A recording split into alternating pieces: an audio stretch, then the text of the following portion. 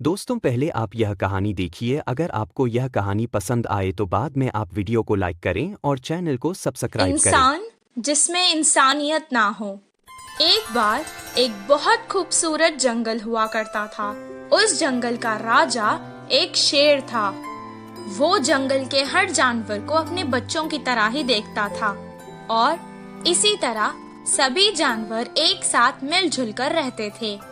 एक दिन एक हाथी पेड़ से फल तोड़कर खा रही थी और अचानक उसे चक्कर आ गए और वो गिर गई। उसे गिरा हुआ देखकर जंगल के कुछ हाथी वहाँ आ गए और वो उससे उस जंगल के वैद्य के पास ले गए। बंदर वैद्य ने उसे कुछ देर देखा और कहा, इसे कुछ नहीं हुआ है, परेशानी की कोई बात नहीं है, ये माँ बनने वाली है।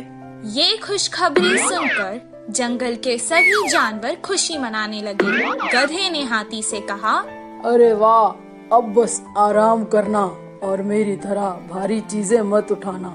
हिरन ने भी कहा, तुम मेरी तरह कूदा मत करो, आराम से चलो। मंत्री लोमनी ने कहा, मेरी तरह जो मिले वो मत खाना, अच्छा खाना खाओ।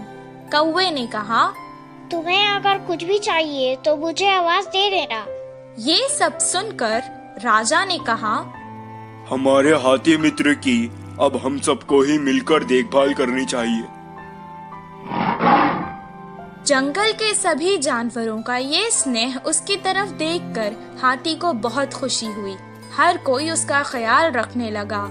उसके पेट से वो बच्चा भी सब देखता था और खुश होता था। एक दिन उस मासूम को प्यास लग रही थी। माँ, मुझे बहुत प्यास लग रही है, पानी पी लो ना। वो जंगल के पास की नदी के पास गई और पानी पीने लगी।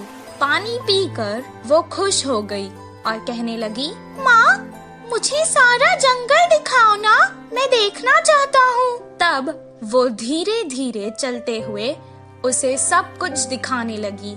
उस खूबसूरत जंगल को देखकर उसके बच्चे को बहुत खुशी हुई। अचानक वो रास्ता भटक गई और जंगल के पास के गांव में आ गई। उस गांव में दो शरारती बच्चे रहते थे। वो हमेशा सबको सताते और खुश होते थे। गांव के मुखिया की कई डांट पड़ने के बाद भी वो ना बदले, बल्कि उनकी शरारत दिन ब दिन और बढ़ती चली गई। कुछ दिन बाद उन्होंने सोचा कि पटाखों के साथ कुछ शरारत करते हैं। तब उन्होंने वो पटाखे एक अनानस में भर डाले और रख दिए। तभी वहाँ से वो हाथी जा रही थी। पटाखों से भरा अनानस उन्होंने उस बेचारे हाथी को खिला दिया। वो खाते ही अचानक हाथी के मुंह में वो अनानस फट गया और उस बेचारे हाथी का मुंह बुरी तरह से जख्मी हो गया।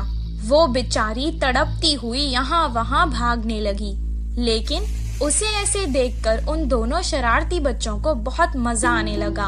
वो भागते भागते वापस जंगल आ गई और अपने मित्रों को सारा हाल सुनाने लगी। वो सब एक जगह जमा होकर बहुत दुखी हो गए।